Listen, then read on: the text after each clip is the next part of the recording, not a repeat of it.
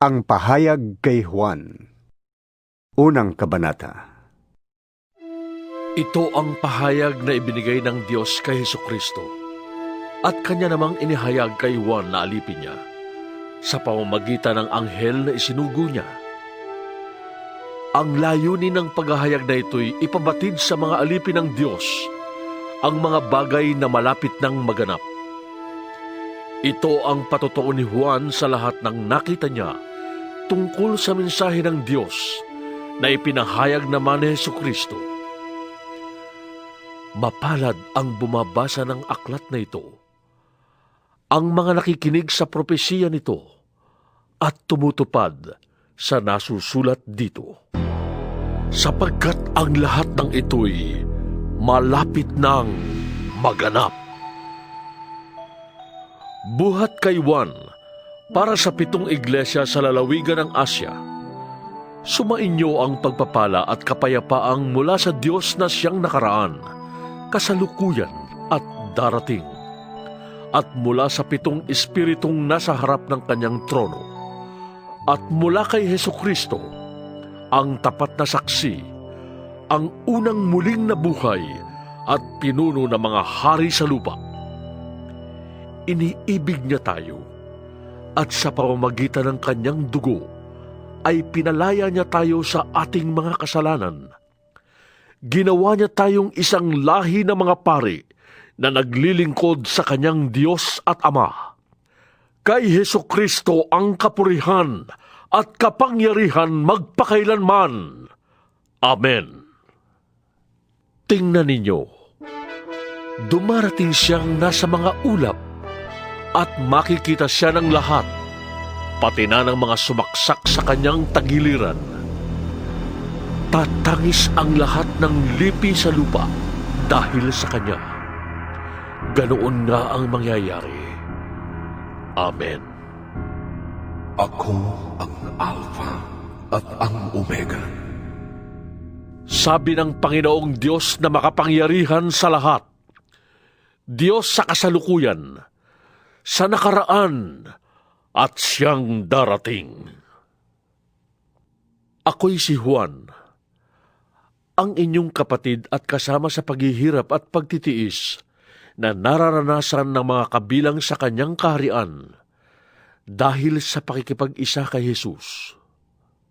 Itinapon ako sa pulo ng Patmos sapagkat ipinahayag ko ang salita ng Diyos at ang katotohanang inihayag ni Jesus. Noon ay araw ng Panginoon.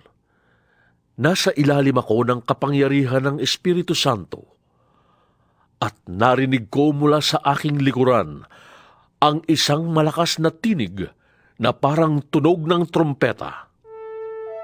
Sabi niya, Isulat mo ang iyong nakikita at ipadala mo sa 7 iglesia, sa Efeso, Esmirna, Pergamo, Thyatira, Sardis, Philadelphia, at Laodicea. lumingon ako upang tingnan ang nagsasalita at nakakita ko ng 7 ilawang ginto. Nakatayo sa gitna ng mga ilawan ang isang parang tao, nakadamit ng hanggang sako at may gintong pamigkis sa kanyang dibdib. Ang kanyang ulo at buhok ay kasimputi ng balahibo ng tupa o ng niebe, at ang kanyang mga matay parang apoy na nagliliyab. Kumikinang ang kanyang mga paa na parang tansong pinakintab at parang rumaragas ang tubig ang kanyang tinig. May hawak siyang 7 bituin sa kanang kamay at lumalabas sa kanyang bibig ang isang matalim na tabak na sa magkabilay may talim. Ang kanyang mukha ay nakakasilaw na parang matinding sikat ng araw. Pagkakita ko sa kanya, para akong patay na bumagsak sa paanan niya. Ngunit ipinatong niya sa akin ang kanyang kanang kamay at sinabi, Huwag kang matakot. Ako ang simula at ang wakas, at ang nabubuhay. Namatay ako, ngunit tingnan mo. Ako'y buhay ngayon at mananatiling buhay magpakailanman. Nasa ilalim ng kapangyarihan ko ang kamatayan at ang daigdig ng mga patay. Kaya't isulat mo ang iyong nakita, ang nangyayari ngayon at ang mangyayari pa pagkatapos nito. Ito ang kahulugan ng 7 bituing hawak ko at ng 7 ilawang ginto. Ang 7 bituin ay ang mga anghel ng 7 iglesia, at ang 7 ilawang ginto ay ang 7 iglesia. Ikalawang kabanata. Isulat mo sa anghel ng iglesia sa Efeso. Ito ang ipinasasabi ng may hawak ng 7 bituin sa kanyang kanang kamay at lumalakad sa gitna ng 7 ilawang ginto. Nalalaman ko ang mga ginagawa mo, ang iyong mga pagpapakahirap at pagtitiyaga. Alam kong hindi mo kinukonsinti ang masasama. Sinubok mo ang mga huwad na apostol at napatunayan mo sila'y nagsisinungaling. Alam ko ring matyaga ka, nagtiis ng maraming hirap alang-alang sa akin at hindi ka sumuko. Ngunit isang bagay ang ayaw ko sa iyo. Ang pag-ibig mo noong una kang sumampalataya ay nanlalamig na. Alalahanin mo ang dati mong kalagayan. Pagsisihan mo at talikuran ang iyong masasamang gawa at gawin mong muli ang mga ginagawa mo noong una. Kapag hindi ka nagsisi, pupunta ako dyan at aalisin ko sa kinalalagyan ang iyong ilawan. Ngunit ito naman ang nakupuri ko sa iyo. Kinapupuotan mo ring tulad ko ang mga ginagawa ng mga Nicolaita. Ang lahat ng may pandinig ay makinig sa sinasabi ng Espiritu sa mga iglesia. Ibibigay ko sa magtatagumpay ang karapatang kumain ng bunga ng punong kahoy na nagbibigay buhay na nasa paraiso ng Diyos.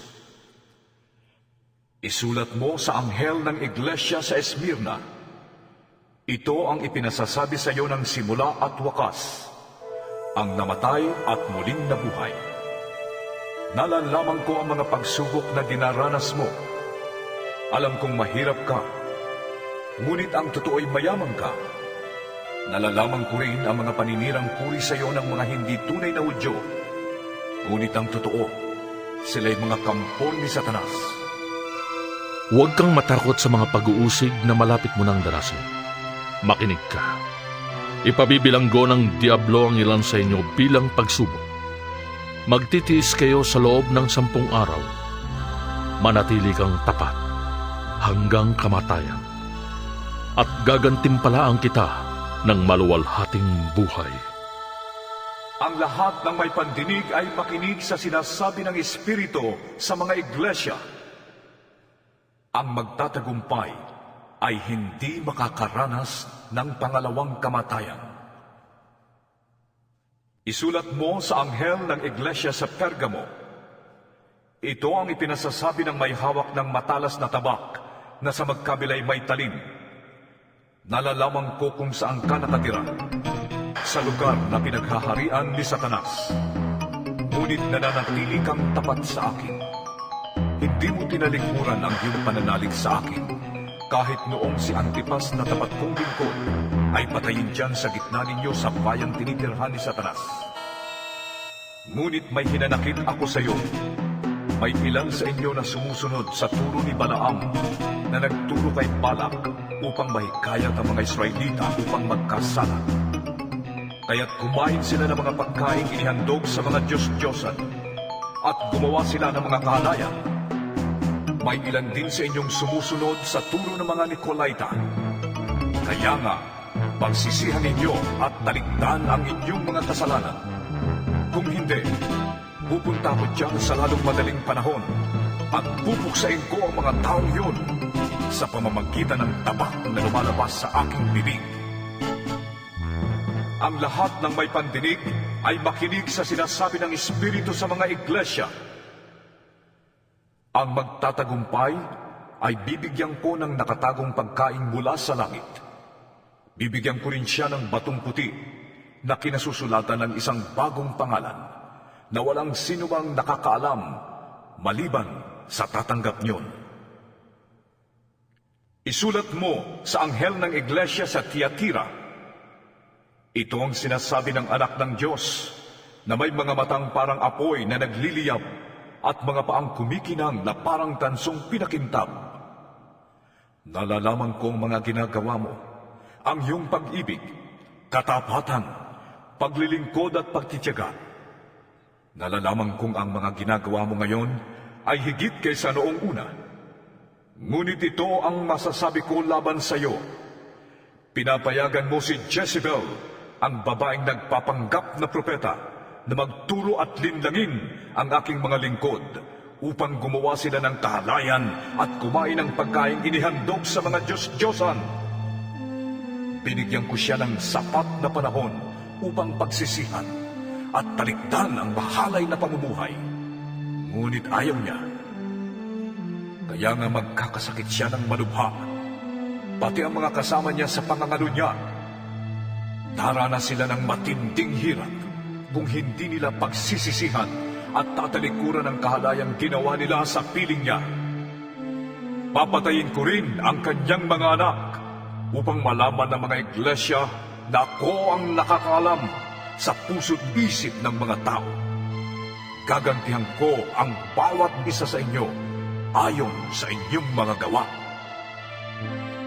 Ngunit para sa ibang mga taga-Tiatira na hindi nakinig sa masamang turo ni Jezebel at hindi natuto ng tinatawag na malalalim na lihim ni Satanas, ito ang sinasabi ko sa inyo: hindi ko kayo bibigyan ng pasanin, ngunit manatili kayong tapat sa akin hanggang sa pagdating ko.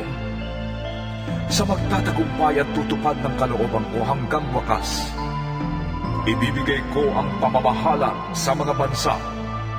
Mamamahala siya sa pamamagitan ng kamay na bakal at dudurugin niya ang mga bansa na parang mga palayo. Ibinibigay ko ito kung paanong ibinigay ito sa akin ng Ama.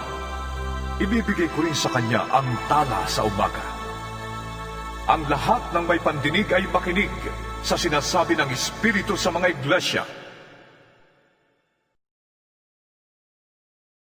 Ikatlong Kabanata.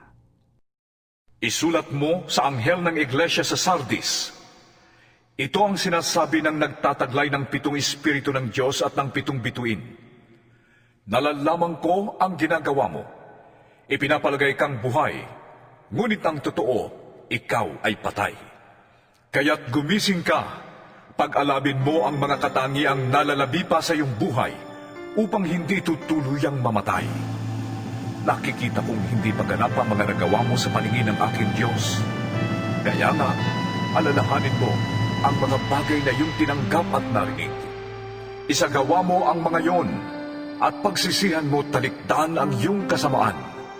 Kung hindi ka gigising, pupunta ko dyan na gaya ng isang magnanakaw at hindi mo malalaman ang oras ng aking pagdating. Ngunit may ilan sa inyo dyan sa Sardis na nag-ingat na mapanatiling malinis ang kanilang damit, kaya't kasabay ko silang maglalakad na nakasuot ng puti, sapagkat sila'y karapat-dapat.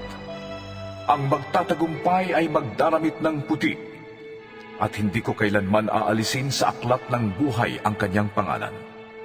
Kikilalanin ko siya sa harap ng aking Ama at ng kanyang mga anghel. Ang lahat ng may pandinig ay makinig sa sinasabi ng Espiritu sa mga iglesia. Isulat mo sa anghel ng iglesia sa Philadelphia. Ito ang sinasabi ng banal at mapagkakatiwalaan, ang may hawak ng susi ni David. Walang makakapagsara ng anumang buksan niya, at walang makakapagbukas ng anumang sarhan niya. Nalalaman ko ang mga ginagawa mo. Alam kong mahina ka, ngunit sinusunod mo ang aking salita, at naging tapat ka sa akin.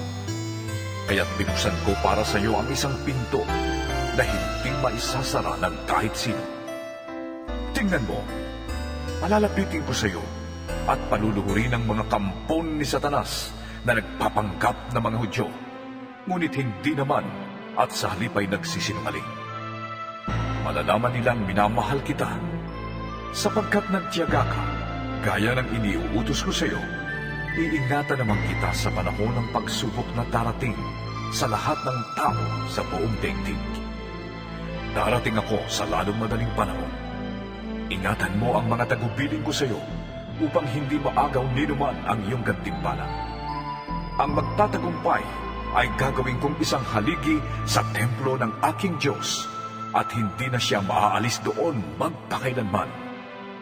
Iuukit ko sa kanya ang pangalan ng aking Diyos at ang pangalan ng lungsod ng aking Diyos, ang bagong Jerusalem na bababa mula sa langit buhat sa aking Diyos.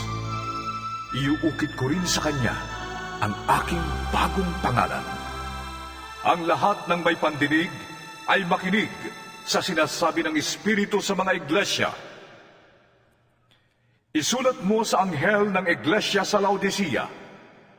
Ito ang sinasabi niya na ang pangalan ay Amen, ang matapat at tunay na saksi, at siyang pinagmulan ng lahat ng nilalang ng Diyos.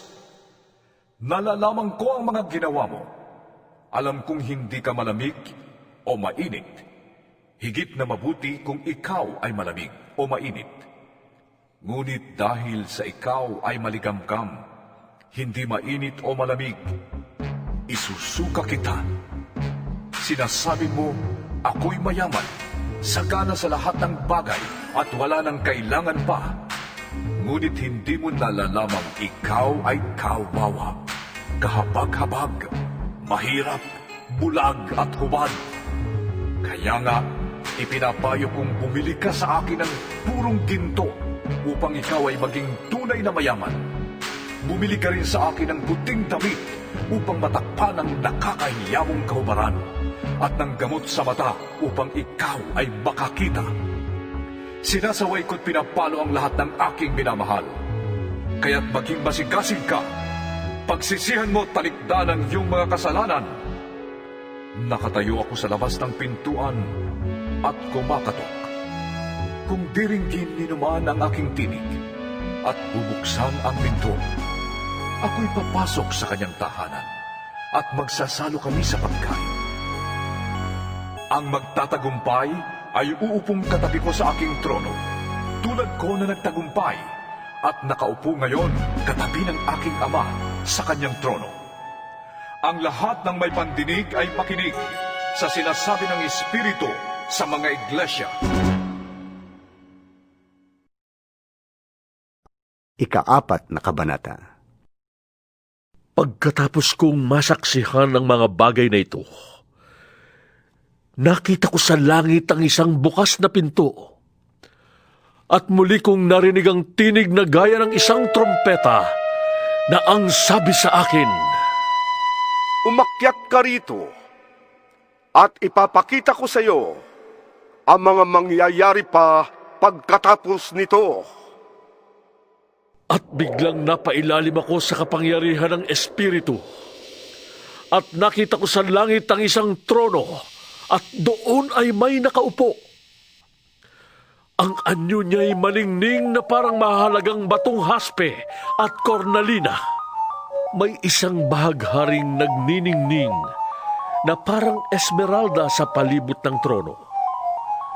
Nakapaligid naman dito ang 24 pang trono, at may nakaupo roong 24 na pinuno na nakadamit ng puti at may koronang ginto sa kanilang ulo.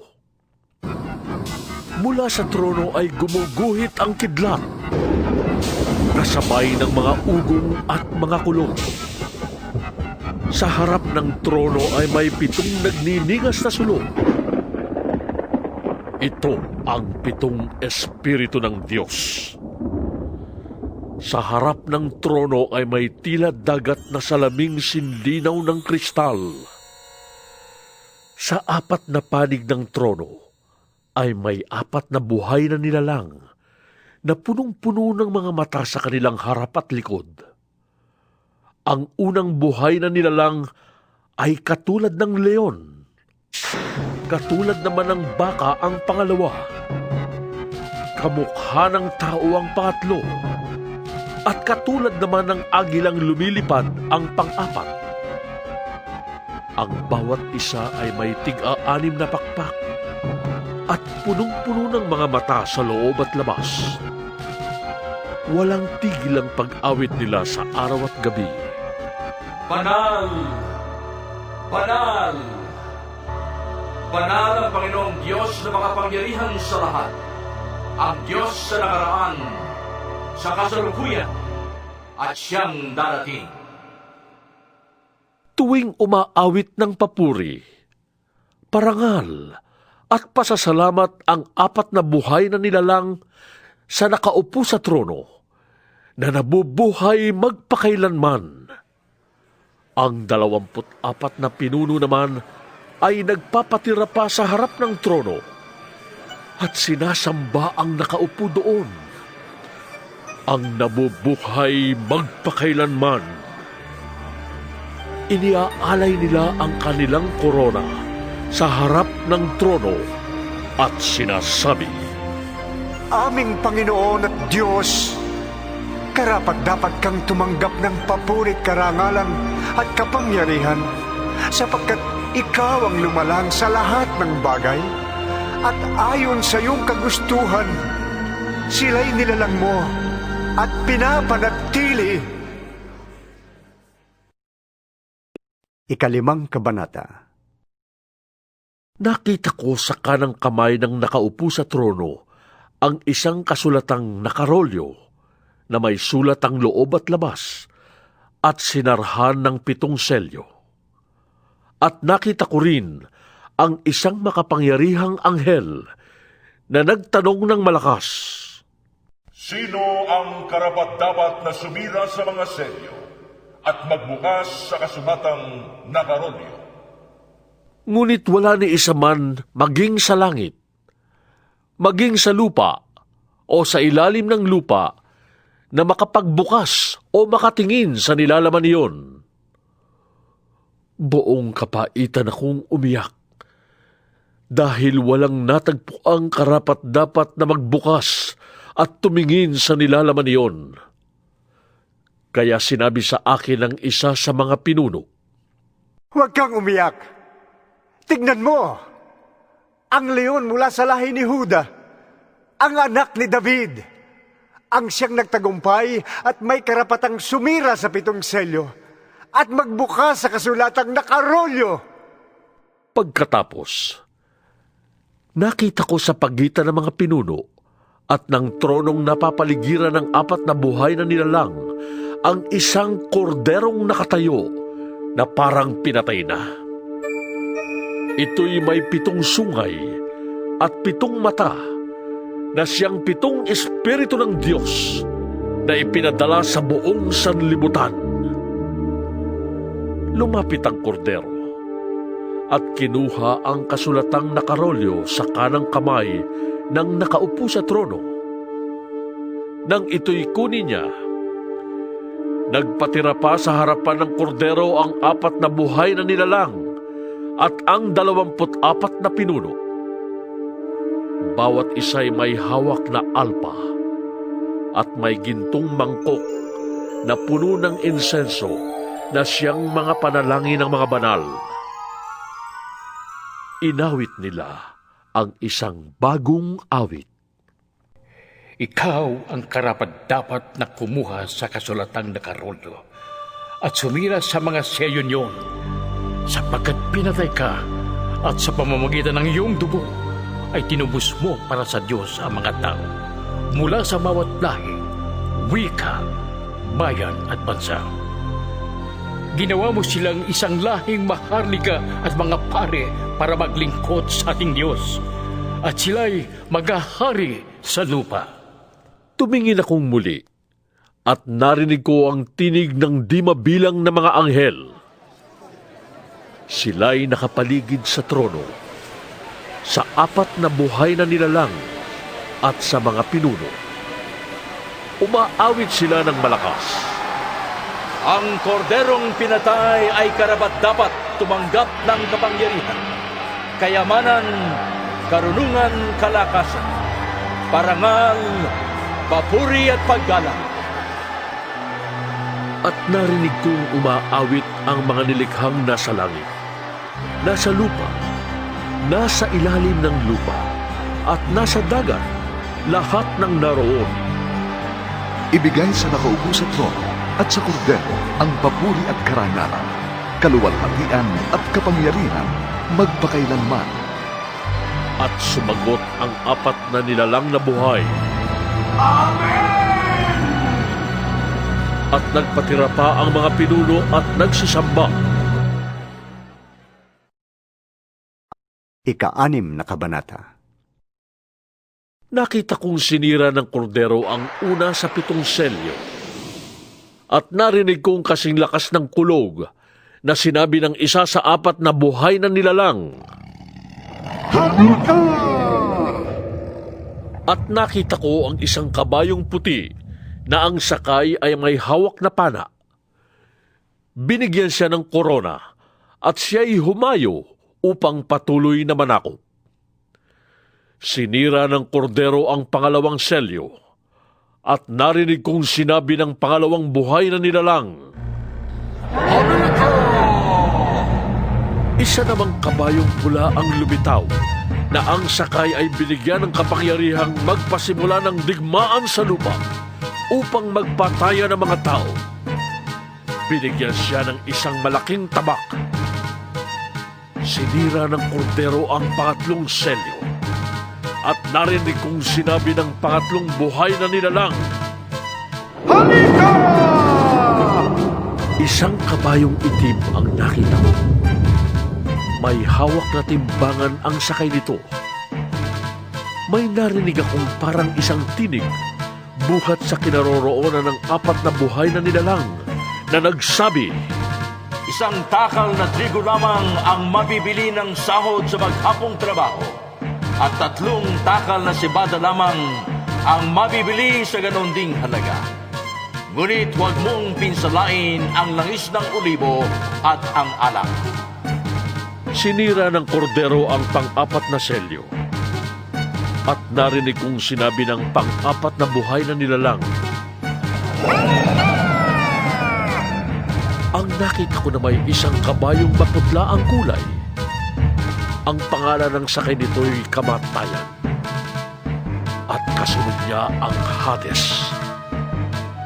Binigyan sila ng kapangyarihan sa 4 na bahagi ng lupa upang pumatay sa pamamagitan ng tabak, gutom, salot, at mababangis na hayop. Sinira ng kordero ang 5 selyo at nakita ko sa ilalim ng dambana ang kaluluwa ng mga pinatay dahil sa salita ng Diyos at sa matapat na pagsaksi nila dito. Ubus lakas silang sumigaw. O Panginoong makapangyarihan, banal at tapat, huwag na po ninyong patagalin ang paghatol at pagpaparusa sa mga taong pumatay sa amin. Binigyan ng puting kasuotan ang bawat isa sa kanila at sinabi sa kanilang magpahinga ng kaunti pang panahon hanggang sa mabuo ang bilang ng kanilang mga kapatid at kasamahan sa paglilingkod kay Kristo na papatayin ding tulad nila. At sinira ng kordero ang 6 na selyo. Lumindol ng malakas. Ang araw ay nangitim na parang damit na panluksa at ang buwan ay naging kasimpula ng dugo. Nalaglag mula sa langit ang mga bituin, parang mga bubot na bunga ng igos kung binabayo ng malakas na hangin. Naglaho ang langit na parang kasulatang nirolyo at nawala sa kanilang dating kinalalagyan ang mga bundok at mga pulo. Nagtago sa mga yungib at sa pagitan ng mga bato sa bundok ang mga hari sa lupa. Ang mga gobernador, ang mga pinuno ng hukbo, ang mayayaman, ang makapangyarihan, at lahat ng tao, alipin man o balayan. At sinabi nila sa mga bundok at sa mga bato, Tabunan ninyo kami para makubli kami sa mukha ng mga upo ng trono at makaiwas sa buot ng kordero sapagkat dumating na ang pagpupush nila ng kanilang pot? At sino ang makakatagal? Ikapitong Kabanata. Pagkatapos nito, may nakita naman akong 4 na anghel na nakatayo sa 4 na sulok ng daigdig. Pinipigil nila ang 4 na hangin upang wag munang umihip sa lupa, sa dagat, o sa alinmang punong kahoy. At nakita kong umaakyat sa gawing silangan ang isa pang anghel. Taglay ang pantatak ng Diyos na buhay. Humiyaw siya sa 4 na anghel na binigyan ng Diyos ng kapangyarihang maminsala sa lupa at sa dagat. Huwag muna ninyong pinsalain ang lupa, ang dagat, o ang mga punong kahoy, hanggat hindi pa natin nalalagyan ng tatak sa noo ang mga lingkod ng ating Diyos. At sinabi sa akin ang bilang ng mga tinatakan, 144,000 buhat sa 12 lahi ng Israel. Sa lahi ni Huda, 12,000. Sa lahi ni Ruben, 12,000. Sa lahi ni Gad, 12,000. Sa lahi ni Aser, 12,000. Sa lahi ni Neftali, 12,000. Sa lahi ni Manases, 12,000. Sa lahi ni Simeon, 12,000. Sa lahi ni Levi, 12,000. Sa lahi ni Isakar, 12,000. Sa lahi ni Zabulon, 12,000. Sa lahi ni Jose, 12,000. Sa lahi ni Benjamin, 12,000. Pagkatapos nito'y nakita ko ang napakaraming tao na di kayang bilangin ni numan. Sila'y mula sa bawat bansa, lahi, bayan at wika. Nakatayo sila sa harap ng trono at ng kordero. Nakadamit ng puti at may hawak na mga palaspas. Sinasabi nila ng malakas, Ang kaligtasan ay mula sa kordero at sa ating Diyos na nakaupo sa trono.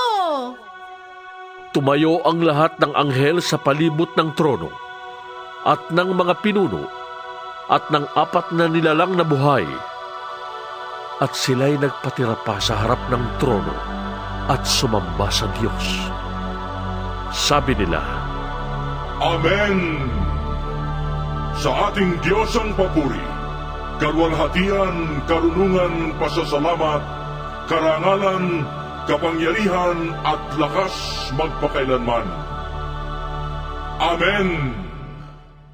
Tinanong ako ng isa sa mga pinuno, Sino ang mga taong nakadamit ng puti? At saan sila nanggaling?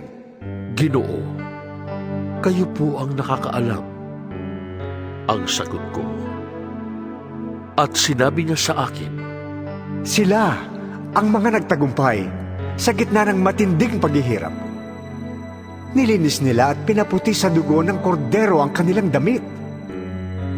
Iyan ang dahilan kung bakit sila ay nasa harap ng trono ng Diyos at naglilingkod sa Kanya sa templo araw at gabi.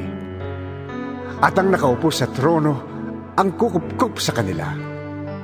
Hindi na sila magugutom ni mauuhaw. Hindi na sila mabibilad sa araw ni mapapaso ng anumang matinding init.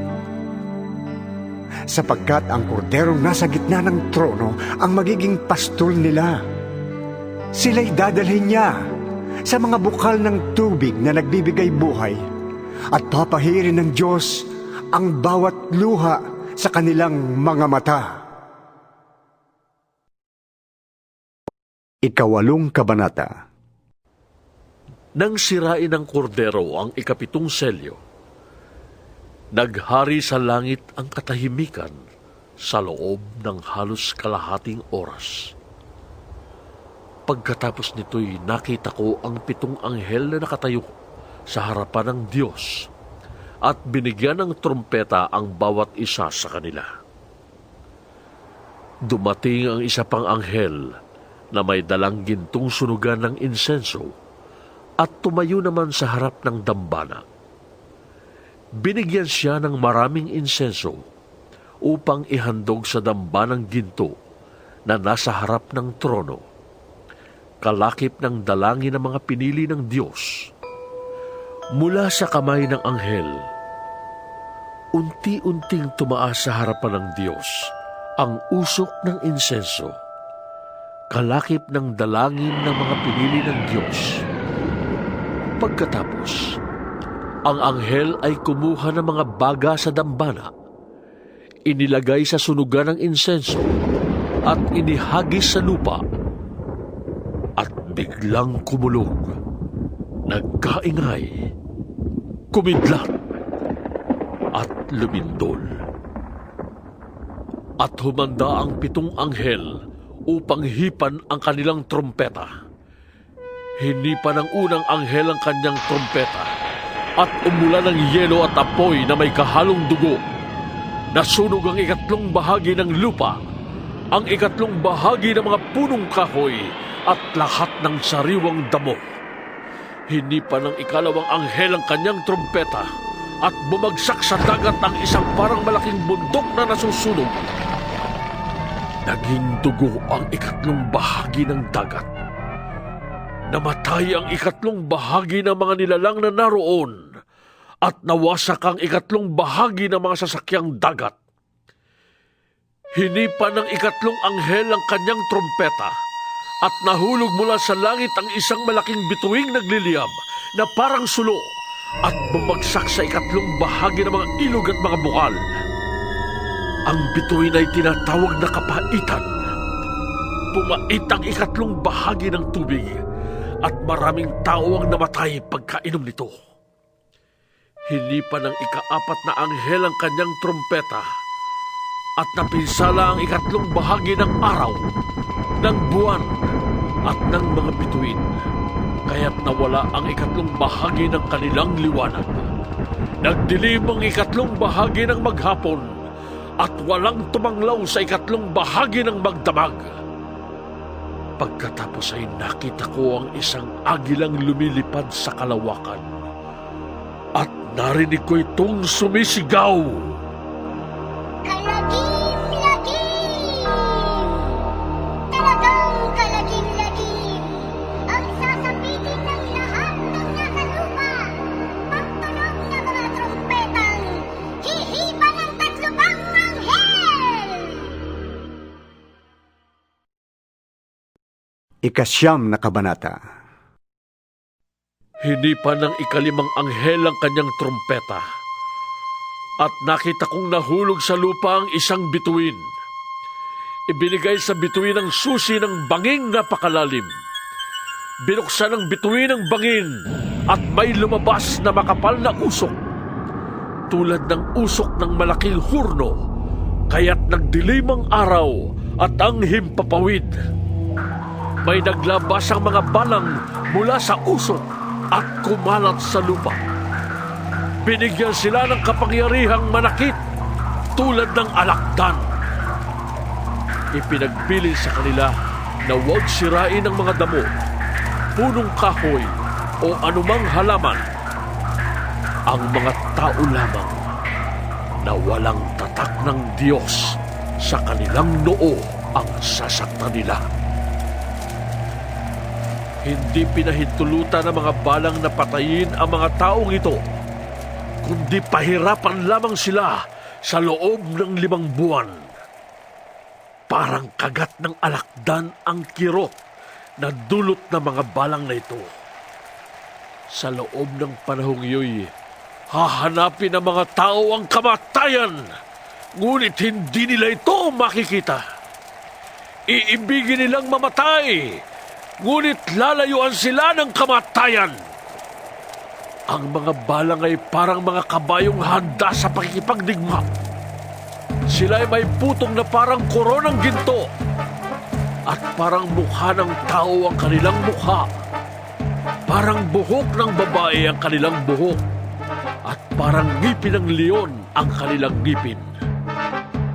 Natatakpan ng parang mga baluting bakal ang kanilang dibdib, at ang tunog ng kanilang pakpak ay parang dagundong ng mga karwahing hila ng mga kabayong papunta sa labanan. Sila'y may buntot na may tulis gaya ng sa alakdan. Nasa buntot nila ang kapangyarihang manakit ng mga tao sa loob ng 5 buwan. Ang hari nila'y ang anghel na bantay sa banging napakalalim.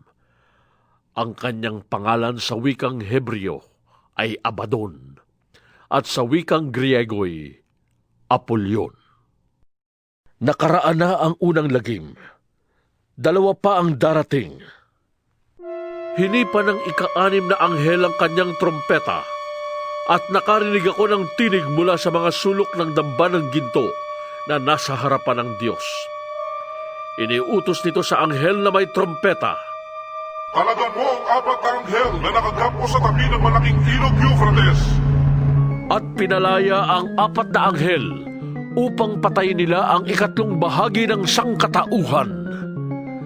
Talagang inihanda sila para sa oras, araw, buwan at taong ito. Sinabi sa akin na ang bilang ng hukbong nakakabayo ay 200 milyon. Nakita ko sa pangitain ng mga kabayo at ang mga dibdib ng mga sakay nito ay may mapulang panangga na gaya ng apoy, asul na gaya ng safiro, at dilaw na parang asupre. Parang ulo ng leon ang ulo ng mga kabayo. Bumubuga ng apoy, usok at asupre ang kanilang bibig. Ang 3 salot na pumatay sa 3 bahagi ng sangkatauhan ay ang apoy, usok at asupre na mula sa kanilang bibig. Ang kapangyarihan ng mga kabayo ay nasa kanilang mga bibig at nasa kanilang mga buntot na parang ahas, at may ulo na siyang ginagamit nila sa pananakit. Ang natira sa sangkatauhan na hindi namatay sa mga salot na ito'y hindi nagsisi. Hindi sila tumalikod ni tumigil ng pagsamba sa mga demonyo at sa mga Diyos-Diyos ang ginawa ng kanilang kamay, mga larawang ginto, pilak, tanso, bato at kahoy na di nakakakita, nakakarinig o nakakalakad man. Ni hindi rin nila pinagsisihan ang kanilang mga pagpatay, pagkukulam, kahalayan at pagnanakaw. 10 kabanata. Pagkaraan nito, nakita ko ang isa pang makapangyarihang anghel na bumababa mula sa langit. Siya'y nababalot ng ulap at may bahaghari sa kanyang ulunan. Nagniningning na parang araw ang kanyang mukha at parang mga haliging apoy ang kanyang mga binti. May tangan siyang isang maliit na kasulatang nakabukas. Itinuntong niya sa dagat ang kanyang kanang paa at sa lupa naman ang kaliwa. Sumigaw siya at ang kanyang tinig ay parang atungal ng leon. Tinugon siya ng dagundong ng 7 kulog. Nang matapos ang dagundong ay isusulat ko sana ang aking nasaksihan. Ngunit narinig ko mula sa langit ang isang tinig na nagsabi, Ilihim mo ang sinabi ng 7 kulog. Huwag mo nang isulat. At itinaas ng anghel na nakita kong nakatuntong sa dagat at sa lupa ang kanyang kanang kamay. At nanumpa sa ngalan ng Diyos na nabubuhay magpakailanman at lumikha ng langit, lupa, dagat at ang lahat ng naroroon. Sinabi ng anghel, Hindi na magtatagal. Sa araw na hipan ng 7 anghel ang kanyang trompeta, isasagawa na ng Diyos ang lihim niyang plano, gaya ng ipinahayag niya sa mga propeta na kanyang mga lingkod. Pagkatapos ay kinausap akong muli ng tinig na narinig kong nagsasalita mula sa langit. Lumapit ka sa anghel na nakatuntong sa dagat at sa lupa, at kunin mo ang hawak niyang kasulatang nakabukas. Nilapitan ko nga ang anghel at hiningi ang kasulatan. Sinabi niya sa akin, Kunin mo ito at kainin.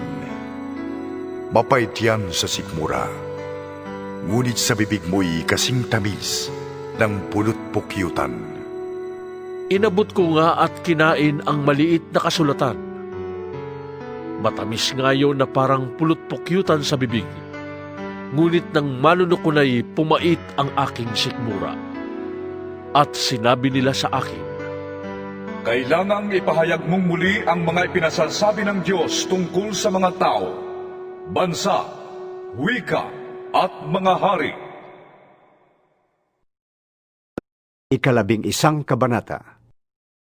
Pagkatapos, binigyan ako ng isang panukat na parang tungkod at sinabi, Tumindig ka at sukatin mo ang templo ng Diyos at ang dambana. At bilangin mo ang mga sumasamba roon. Ngunit, huwag mo nang sukatin ang mga bulwagan sa labas ng templo, sapagkat ibinigay na yon sa mga taong di kumikilala sa Diyos. Hindi nila igagalang ang banal na lunsod sa loob ng 42 buwan. Ipadadala ko ang 2 kong saksi na nakadamit ng sako, at sa loob ng 1,260 araw ay ipapahayag nila ang mensaheng mula sa Diyos. Ang mga saksing ito ay ang 2 punong ulibo at 2 ilawang nakatayo sa harap ng Panginoon ng lupa. Kapag may nagtangkang manakit sa kanila, may lalabas na apoy sa bibig nila at tutupukin nila ang kanilang mga kaaway. Sa ganoong para ay mamamatay ang mga magtatangkang manakit sa kanila. May kapangyarihan silang isara ang langit upang hindi umulan sa panahon ng pagpapahayag nila ng mensaheng mula sa Diyos. May kapangyarihan din silang gawing dugo ang tubig at magpadala ng anumang salot sa lupa tuwing maibigan nila. Pagkatapos nilang magpatotoo, aaho ng halimaw na nasa bangin at makikipaglaban sa kanila. Matatalo sila at mapapatay ng halimaw, at ang kanilang bangkay ay maahandusay sa lansangan ng dakilang lunsod na ang patalinghagang pangalan ay Sodoma o Ehipto, kung saan ipinako sa krus ang kanilang Panginoon. Sa loob ng 3 kalahating araw, ang kanilang mga bangkay ay panonoori ng mga tao mula sa iba't ibang lahi, lipi, wika, at bansa, at hindi papayag ang mga ito na mailibing ang mga bangkay. Magagalak ang lahat ng tao sa sanlibutan dahil sa pagkamatay ng 2 saksi. Magdiriwang sila at magbibigayan ng mga regalo sapagkat ang 2 propetang yon ay nagdulot sa kanila ng labis na kahirapan. Pagkalipas ng 3 kalahating araw, sila'y muling binuhay ng Diyos. At sila'y tumindig, at labis na nasindak ang mga nakakita sa kanila.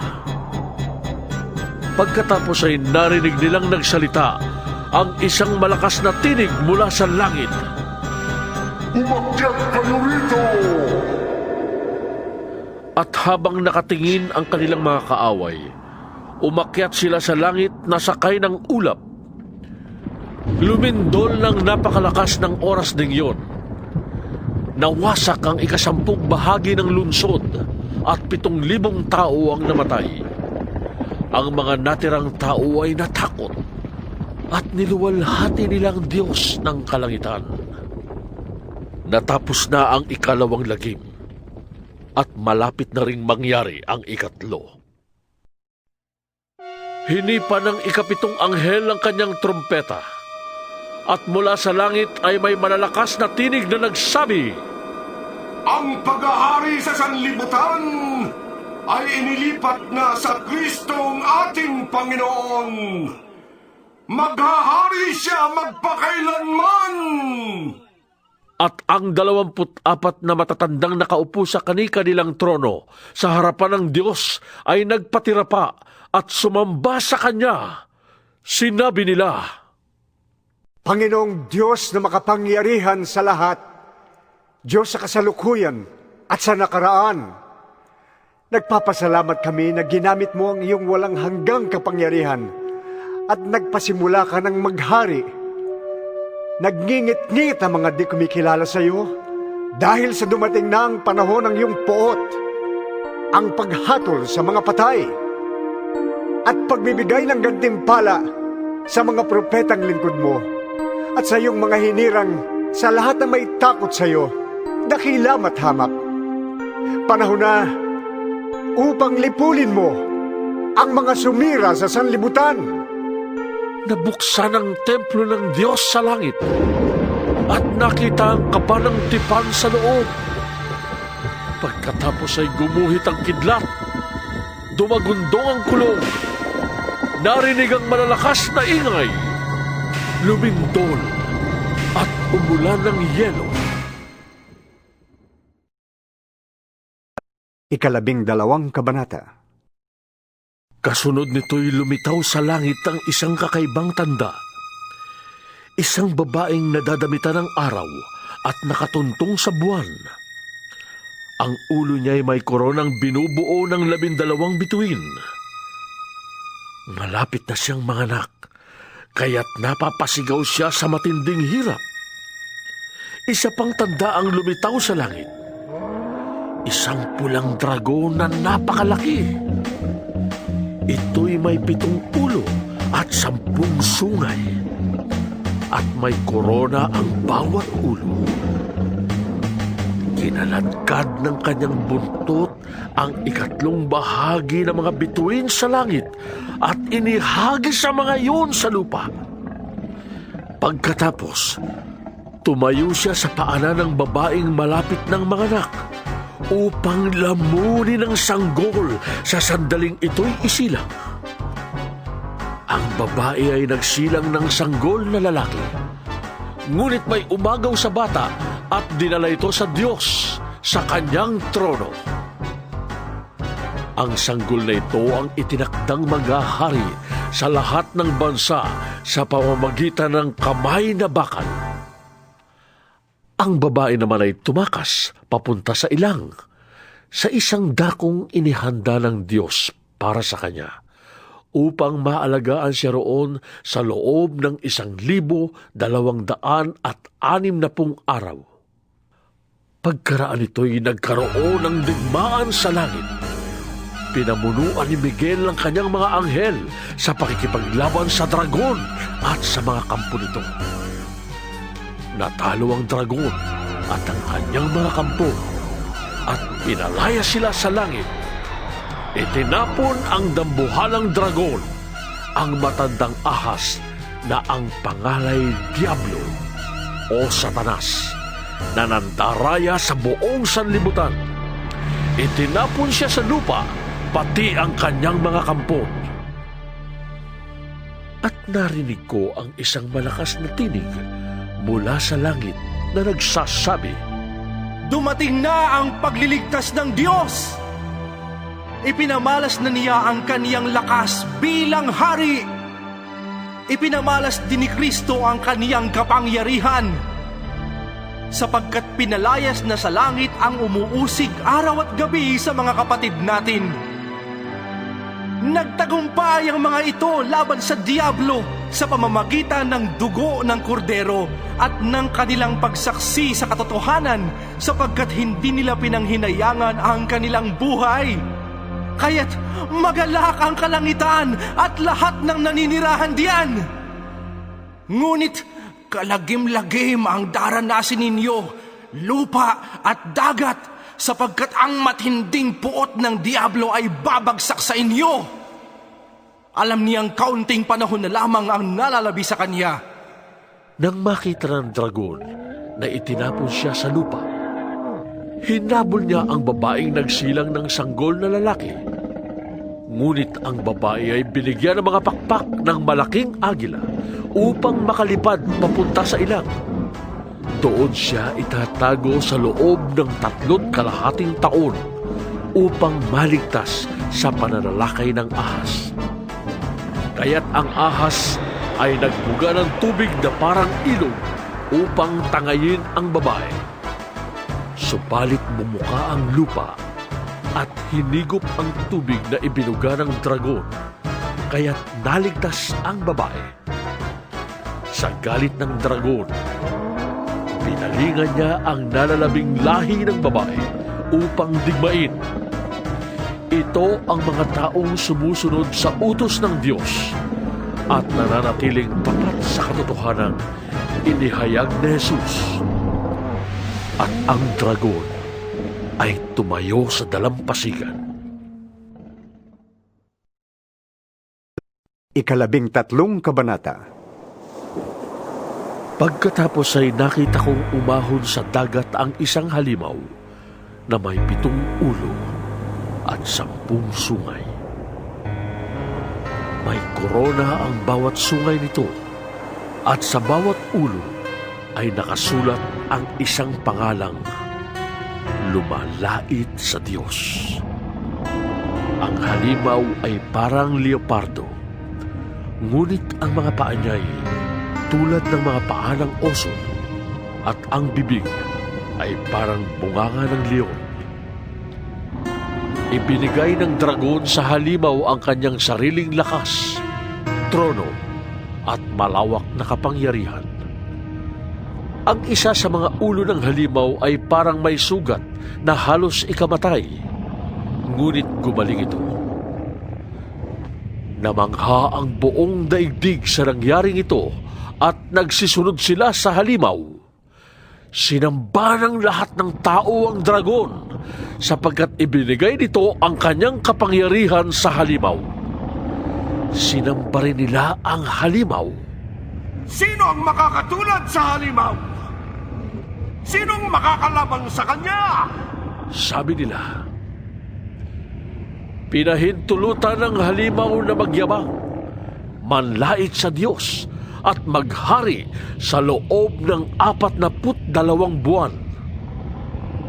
Nilait nga niya ang Diyos, ang pangalan ng Diyos, ang tahanan ng Diyos, at ang lahat ng nakatira doon.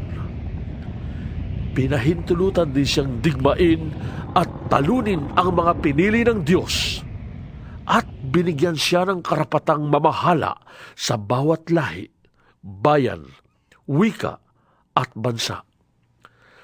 Sasamba sa kanya ang lahat ng nabubuhay sa ibabaw ng lupa, maliban sa mga taong ang pangalan ay nakasulat sa aklat ng buhay.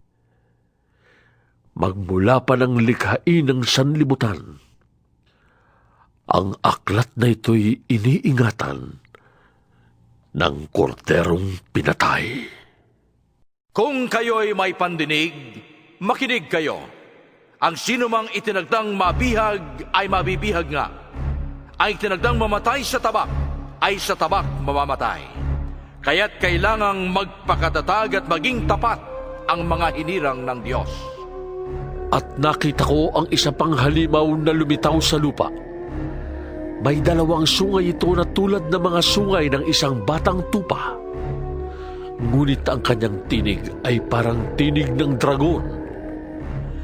Ginamit niya ang lahat ng kapangyarihan ng unang halimaw upang ipatupad ang kagustuhan nito. Ang lahat ng tao sa lupa ay pinilit niyang sumamba sa unang halimaw na nasugatan ng malubha, ngunit gumaling na. Kahanga-hanga ang mga kababalaghang ginawa ng pangalawang halimaw. Nagpaulan siya ng apoy mula sa langit at ito'y nasaksihan ng mga tao. Nalinlang niya ang lahat ng tao sa lupa sa pamamagitan ng mga kababalaghang kanyang ginawa sa harapan ng unang halimaw. Nahikayat niya ang mga taong gumawa ng isang larawan ng unang halimaw na nasugatan ng tabak, ngunit muling gumaling. Ipinahintulot din sa kanya na bigyan niya ng buhay ang larawan ng unang halimaw. Kaya't nakapagsalita ang larawan at ipinapatay nito ang lahat ng ayaw sumamba sa kanya. Sa pilitang pinatatakan ng ikalawang halimaw na ito ang lahat ng tao sa kanang kamay o sa noo, maging sila'y dakila o hamak, mayaman o mahirap, alipin o malaya. At walang maaaring magtinda o bumili malibang sila'y may tatak ng pangalan ng halimaw o ng bilang na katumbas niyon. Kailangan dito ang talino. Maaaring malaman ng sinumang matalino ang kahulugan ng bilang ng halimaw sapagkat ito'y katumbas ng pangalan ng isang tao.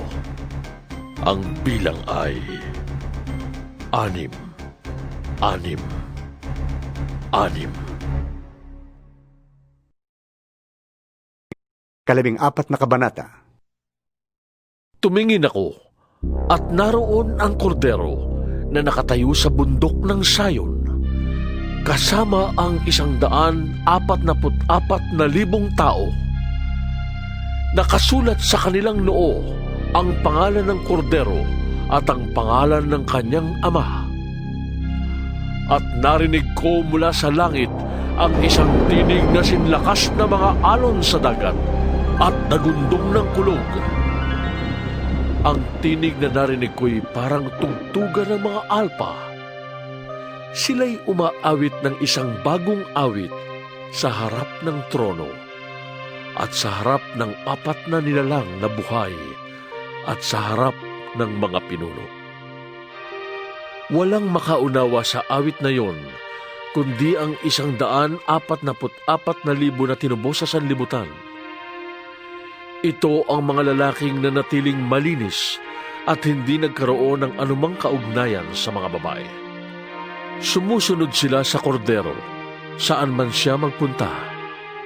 Sila'y tinubos mula sa buong sangkatauhan bilang mga unang handog sa Diyos at sa kordero. Hindi sila nagsinungaling kailanman at wala silang anumang kapintasan. Nakita ko ang isa pang anghel na lumilipad sa kalawakan. Dala ang walang katapusang magandang balita upang ipahayag sa mga tao sa lupa, sa lahat ng bansa, lahi, wika at bayan. Sinabi niya ng malakas, "Matakot kayo sa Diyos at luwalhatiin siya, sapagkat dumating na ang oras ng kanyang paghatol. Sambahin niyo ang Diyos na lumikha ng langit, lupa, dagat, at mga bukal ng tubig." Sumunod ang ikalawang anghel na nagsasabi, Bumagsak na! Bumagsak na! Ang dating makapangyarihang Babilonia! Pinainom niya ang lahat ng tao ng alak ng pagkahumaling sa kanyang kahalayan. Sumunod sa dalawa ang ikatlong anghel na sumisigaw ng malakas, Sino mang sumasamba sa halimaw at sa larawan nito at nagpatatak sa kanyang noo o kamay ay paiinumin ng Diyos ng alak ng kanyang puot na walang halong ibinuhos sa kopa ng kanyang galit. Pahihirapan sila sa apoy at asupre sa harapan ng mga banal na anghel at ng kordero. Ang apoy na nagpapahirap sa kanila ay mag-aalab magpakailanman. Araw at gabi ay maghihirap ng walang pahinga ang mga sumamba sa halimaw at sa kanyang larawan at ang mga natatakan ng kanyang pangalan.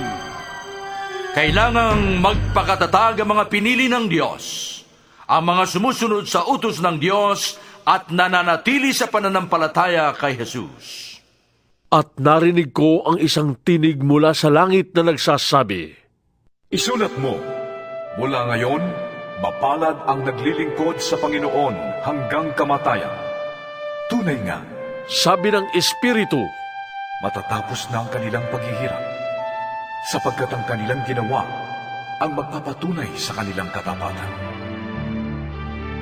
Tumingin uli ako at nakita ko naman ang isang puting ulap at nakaupo rito ang isang kamukha ng anak ng tao.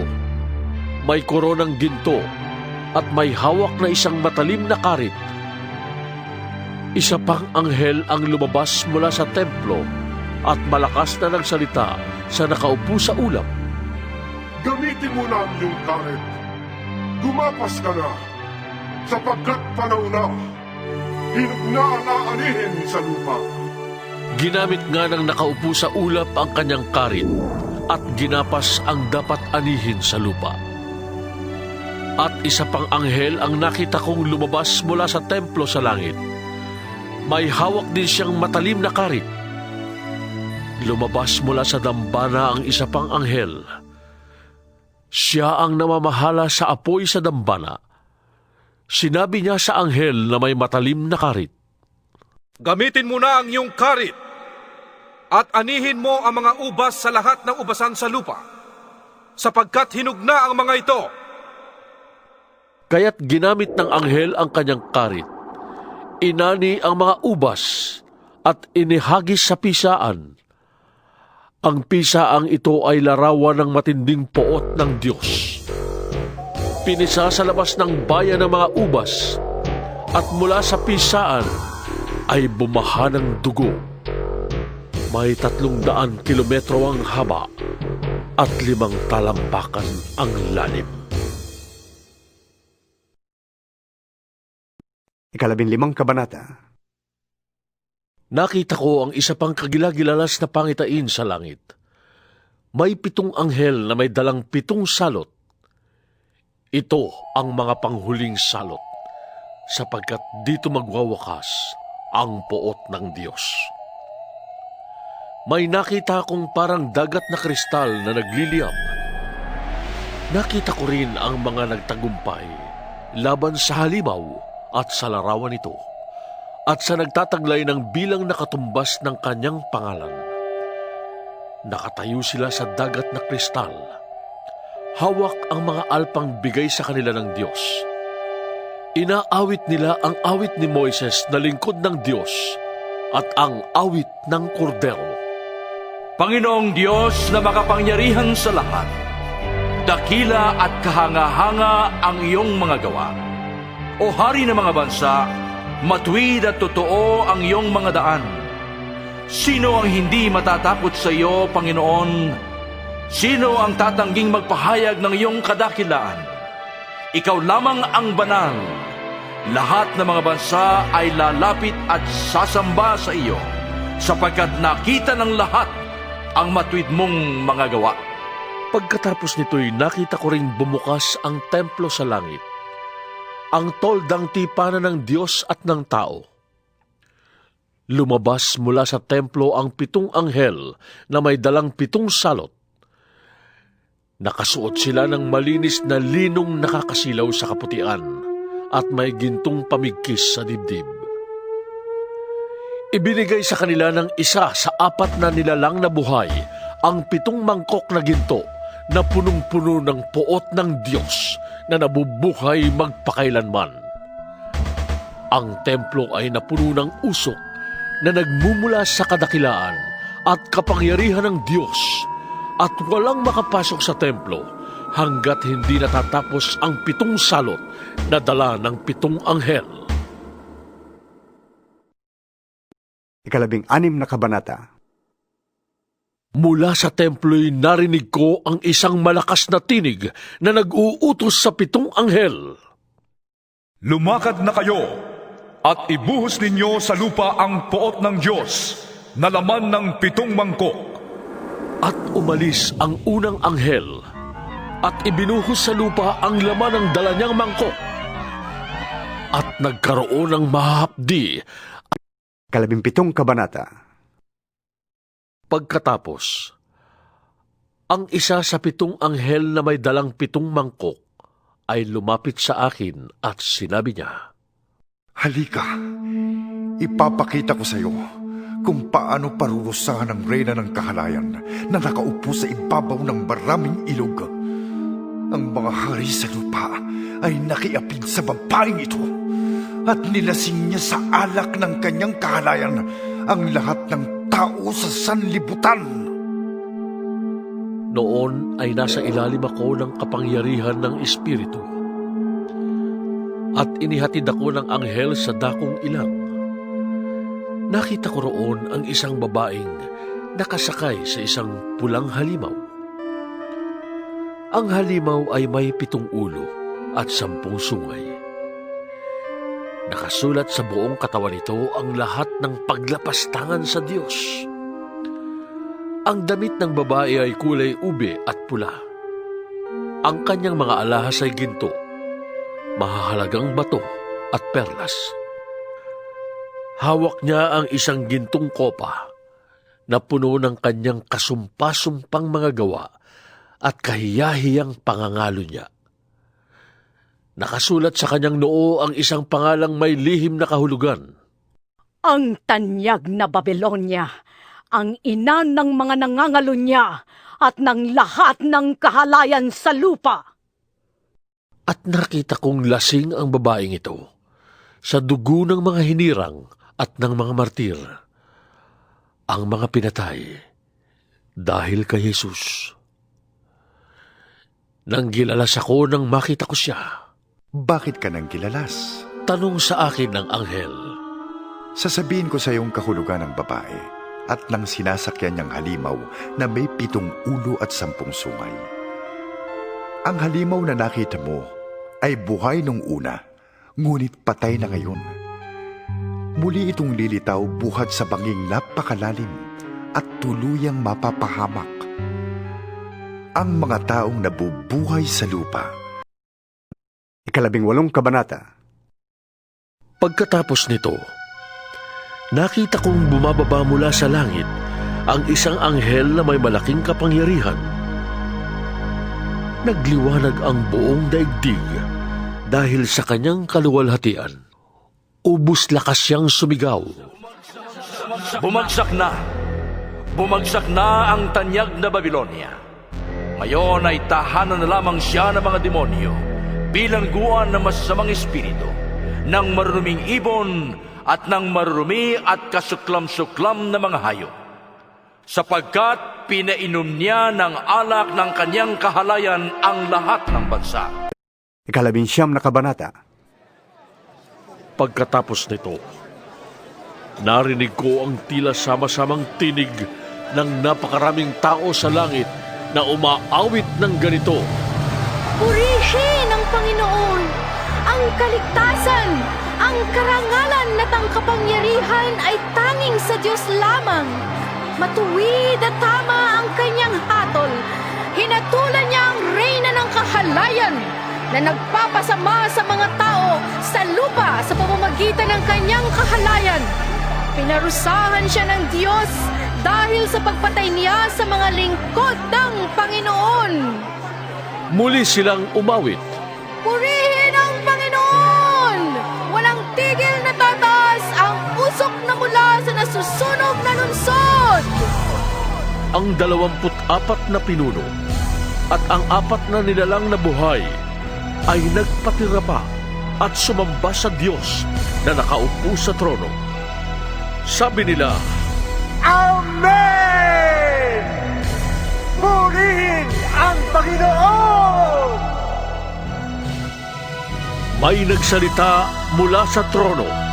Purihin ninyo ang ating Diyos, kayong lahat ng mga lingkod niya, maging dakila at hamak, kayong may banal na takot sa Kanya. Pagkaraay narinig ko ang parang sama-samang tinig ng napakaraming tao, parang ugong ng malaking talon at dagundong ng mga kulog. Ganito ang sabi ng tinig. Purihin ang Panginoon, sapagkat nagahari ang Panginoon nating Diyos na makapangyarihan sa lahat. Magalak tayo at magsaya. Luwalhatiin natin siya sapagkat nalalapit na ang kasal ng kordero. Nakahanda na ang kasintahang babae. Nabihisa na siya ng malinis at puting-puting lino. Ang lino ay sagisag ng mabubuting gawa ng mga hinirang ng Diyos. At sinabi sa akin ng anghel, Isulat mo ito. Mapalad ang inanyayahan sa kasalan ng kordero. Idinugtong pa niya. Ito ay tunay na mga salita ng Diyos. Nagpatira pa ako sa kanyang paanan upang sambahin siya. Ngunit sinabi niya sa akin, Huwag, ako may alipin ding tulad mo, at tulad ng ibang mga mananampalataya nagpatotoo tungkol kay Jesus. Ang Diyos ang sambahin mo, sapagkat ang katotohanang ipinahayag ni Jesus ay siyang diwa ng lahat ng ipinahayag ng mga propeta. Pagkaraan nito'y nabuksan ang langit, at nakita ko ang isang kabayong puti.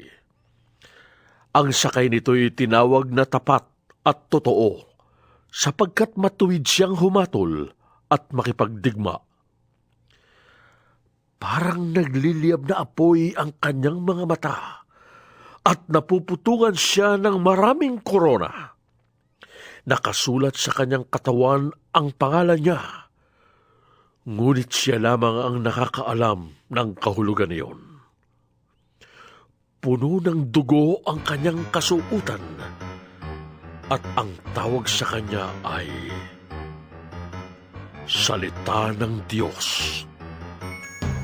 Sumusunod sa kanya ang mga hukbo ng langit na nakadamit ng malinis at puting lino, at nakasakay rin sa mga kabayong puti. May matalim na tabak na lumabas sa kanyang bibig upang gamitin niyang panlupig sa mga bansa. Mamamahala siya sa mga ito sa pamamagitan ng kamay na bakal, at paagusin mula sa pisaan ng ubas ang alak ng poot ng Diyos na makapangyarihan sa lahat. Nakasulat sa kanyang kasuotan at sa kanyang hita ang ganitong pangalan: Hari ng mga hari at Panginoon ng mga Panginoon. Nakita ko naman ang isang anghel na nakatayo sa araw. Tinawag niya ang mga ibon sa himpapawid. Hali kayo at magkatipon sa malaking handaan ng Diyos. Kainin ninyo ang laman ng mga hari, ng mga kapitan, ng mga kawal, ng mga kabayo, at ng kanilang mga sakay. Kainin din niyo ang laman ng lahat ng tao, alipin at malaya, hamak at dakila. At nakita kong nagkatipon ang halimaw at ang mga hari sa lupa, kasama ang kanilang mga hukbo, upang kalabanin ang nakasakay sa kabayo at ang hukbo nito. Nabihag ang halimaw. Gayon din ang huwad na propeta na gumawa ng mga kababalaghan sa harap ng halimaw upang dayain ang mga taong may tanda ng halimaw at sumambas sa larawan nito. Inihagis ng buhay sa dagat ng nagliliyab na asupre ang halimaw at ang huwad na propeta. Ang kanilang mga hukbo ay pinatay sa pamamagitan ng tabak na lumabas sa bibig ng nakasakay sa kabayo. Nabusog ng husto ang mga ibon sa pagkain ng kanilang mga bangkay. Ikadalawampung kabanata. Pagkatapos ay nakita ko ang isang anghel na bumababa mula sa langit. Hawak ang isang malaking kadena at ang susi ng banging walang kasing lalim. Sinunggaban niya ang dragon, ang matandang ahas, na walang iba kundi ang Diablo o si Satanas, at ginapos ito sa loob ng 1,000 taon. Ito'y inihagis ng anghel sa banging walang kasing lalim, saka isinara at tinataka ng pinto nito upang hindi siya makalabas at makapandaya pa sa mga bansa hanggang di natatapos ang 1,000 taon. Pagkatapos nito'y palalayain siya sa loob ng maikling panahon. At nakakita ko ng mga trono, at ang mga nakaupo doon ay binigyan ng karapatang humatol. Nakita ko rin ang mga kaluluwa ng mga taong pinugutan dahil sa pagpapatotoo tungkol kay Jesus at sa pagpapahayag ng salita ng Diyos. Hindi sila sumamba sa halimaw o sa larawan nito, ni tumanggap ng tatak ng halimaw sa kanilang noo o kamay. Binuhay sila upang magharing kasama ni Kristo sa loob ng 1,000 taon. Ito ang unang pagbuhay sa mga patay. Ang iba pang mga patay ay bubuhayin din pagkaraan ng 1,000 taon. Mapalad at lubos na pinagpala ang mga nakasama sa unang pagbuhay sa mga patay. Walang kapangyarihan sa kanila ang pangalawang kamatayan. Sila'y magiging mga pari ng Diyos at ni Kristo, at maghahari silang kasama niya sa loob ng 1,000 taon. Pagkatapos ng 1,000 taon, ay palalayain si Satanas sa kanyang pagkabilanggo. Lalabas siya at dadayain ang mga bansa sa buong mundo, ang Gog at Magog. Titipunin niya ang mga ito at isasama sa pakikipagdigma. Ang hukbong ito ay magiging sindami ng buhangin sa tabing dagat. Kumalat sila sa buong mundo at pinaligiran ang kampo ng mga hinirang ng Diyos at ang pinakamamahal niyang lungsod. Ngunit umulan ng apoy mula sa langit at tinupok ang mga kampo ni Satanas.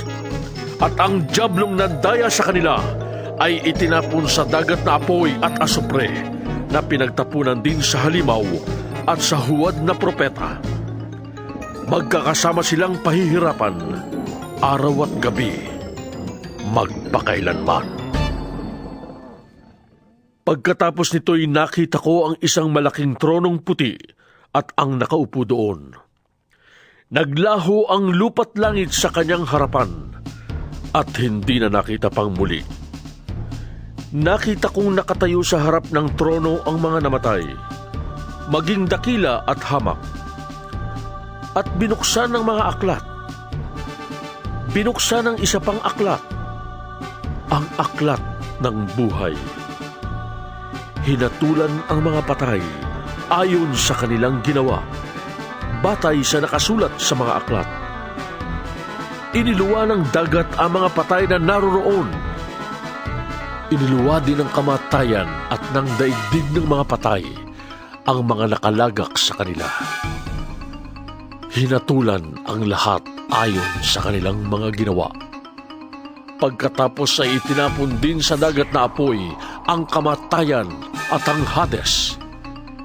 Ito ay ang pangalawang kamatayan. Itinapon sa dagat na apoy ang sinumang hindi nakasulat ang pangalan sa aklat ng buhay. 21 kabanata. Pagkatapos nito, nakita ko ang isang bagong langit at isang bagong lupa. Wala na ang dating langit at lupa. Wala na rin ang dagat. At nakita ko ang banal na lungsod, ang bagong Jerusalem, na bumababa mula sa langit, buhat sa Diyos, gaya ng isang babaeng ikakasal. Gayak na gayak siya sa pagsalubong sa lalaking kanyang mapapangasawa. Narinig ko ang isang malakas na tinig mula sa trono. Ngayon, ang tahanan ng Diyos ay nasa piling na ng mga tao. Mananatili siyang kasama nila at sila'y magiging bayan niya. Makakapiling nilang palagi ang Diyos at siya ang magiging Diyos nila. At papahirin niya ang bawat luha sa kanilang mga mata. Wala nang kamatayan, dalamhati, pag-iyak at sakit, sapagkat lumipas na ang dating mga bagay. Pagkatapos ay sinabi ng nakaupo sa trono, Ngayoy binabago ko na ang lahat ng bagay. At sinabi niya sa akin, Isulat mo, Maasahan at totoo ang mga salitang ito. Sinabi pa rin niya sa akin, Naganap na! Ako ang Alpha at ang Omega, ang simula at ang wakas. Ang sinumang nauuhaw ay bibigyan ng tubig na walang bayad na mula sa bukal na nagbibigay buhay. Ito ang makakamtan ng magtatagumpay. At ako'y magiging Diyos niya at siya na may magiging anak ko. Subalit malagim ang kasasapitan ng mga duwag, ng mga taksil, ng mga nagpapasasa sa kasuklam-suklam na kahalayan, ng mga mamamatay tao, ng mga nakikiapid, ng mga mangkukulam, ng mga sumasamba sa Diyos-Diyusan, at lahat ng sinungaling. Ang magiging bahagi nila'y sa dagat na asupreng nagliliyab. Ito ang pangalawang kamatayan. ang isa sa 7 anghel na may dalang 7 mangkok na puno ng 7 huling salot ay lumapit sa akin. Sabi niya, Halika, at ipapakita ko sa iyo ang babaeng mapapangasawa ng kordero. 22 kabanata. Ipinakita rin sa akin ng anghel ang ilog na nagbibigay buhay. Ang tubig nito na sinlinaw ng kristal ay bumubukal mula sa trono ng Diyos at ng Kordero at umaagos sa gitna ng lansangan ng lungsod. Sa magkabilang panig ng ilog ay may punong kahoy na nagbibigay buhay. Ang bunga nito'y iba-iba bawat buwan at nakapagpapagaling naman sa sakit ng mga tao ang mga dahon nito. Wala doong makikitang anuman na isinumpa ng Diyos. Makikita sa lungsod ang trono ng Diyos at ng Kordero at sasambahin siya ng kanyang mga lingkod.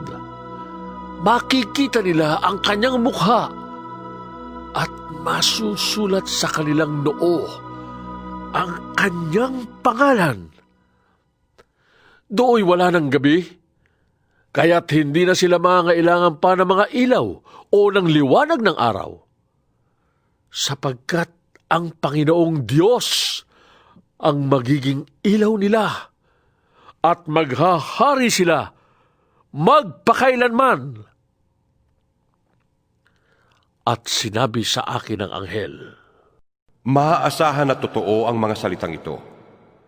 Ang Panginoong Diyos na nagkaloob ng kanyang espiritu sa mga propeta, ang siyang nagsugo sa kanyang mga anghel upang ihayag sa mga lingkod niya ang mga bagay na magaganap sa lalong madaling panahon. Makinig kayo! Sabi ni Jesus, Darating na ako! Mapalad ang tumutupad sa mga propesiya na nilalaman ng aklat na ito. Akong si Juan, ang nakarinig at nakakita sa lahat ng ito. Matapos kong marinig at makita ang lahat, ako'y nagpatira pa sa paanan ng anghel na nagpakita sa akin ng mga ito upang siya'y sambahin. Ngunit sinabi niya, Huwag, ako may alipin ding tulad mo. At tulad din ng iyong mga kapatid na propeta at ng lahat ng sumusunod sa mga salita sa aklat na ito. Ang Diyos ang sambahin mo. At sinabi rin niya sa akin, Huwag mong ililihim ang mga propesiya na nasa aklat na ito, sapagkat malapit nang maganap ang mga ito. Magpatuloy sa pagpapakasama ang masama. Magpatuloy sa pagpapakarumi ang marumi. Ngunit ang mabuti ay magpatuloy sa pagpapakabuti at ang banal sa pagpapakabanal. Makinig kayo! Sabi ni Jesus, Darating na ako. Dala ko ang mga gantimpalang ibibigay sa bawat isa ayon sa kanyang ginawa. Ako ang Alpha at ang Omega, ang una at ang huli, ang simula at ang wakas. Mapapalad ang naglilinis ng kanilang kasuotan, sapagkat bibigyan sila ng karapatang pumasok sa lungsod at kumain ng bunga ng punong kahoy na nagbibigay buhay. Subalit maiiwan sa labas ng lungsod ang mga makasalanan, ang mga mangkukulam, ang mga nakikiapid, ang mga mamamatay tao, ang mga sumasamba sa Diyos-Diyosan, at ang mga sinungaling sa salita at sa gawa. Akong si Jesus ang nagsugo sa aking anghel upang ang mga bagay na ito'y ipahayag sa inyo na nasa mga iglesia. Ako'y mula sa angkan ni David. Ako ang maningning na tala sa umaga. Sinasabi ng Espiritu at ng babaeng ikakasal, Hali kayo! Lahat ng nakakarinig nito ay magsabi rin, Hali kayo! Lumapit ang sinumang nauuhaw. Kumuha ang may gusto ng tubig na nagbibigay buhay. Ito'y walang bayad. Akong si Juan ay nagbibigay ng babala sa sinumang makarinig sa mga propesiya na nasa aklat na ito. Ang sinumang magdaragdag sa nilalaman ng aklat na ito ay daragdagan ng Diyos ng parusa. Idaragdag sa Kanya ang mga salot na nakasulat dito. Ang sinumang mag-alis ng anuman sa mga propesiyang naririto ay aalisan naman ng Diyos ng karapatan sa bunga ng punong kahoy na nagbibigay buhay at sa banal na lungsod na binabanggit dito. Sinasabi ng nagpapatotoo sa lahat ng ito, Tiyak na nga, darating na ako. Amen. Sana'y dumating ka na, Panginoong Jesus. Naway makamta ng lahat ang pagpapala ng Panginoong Jesus.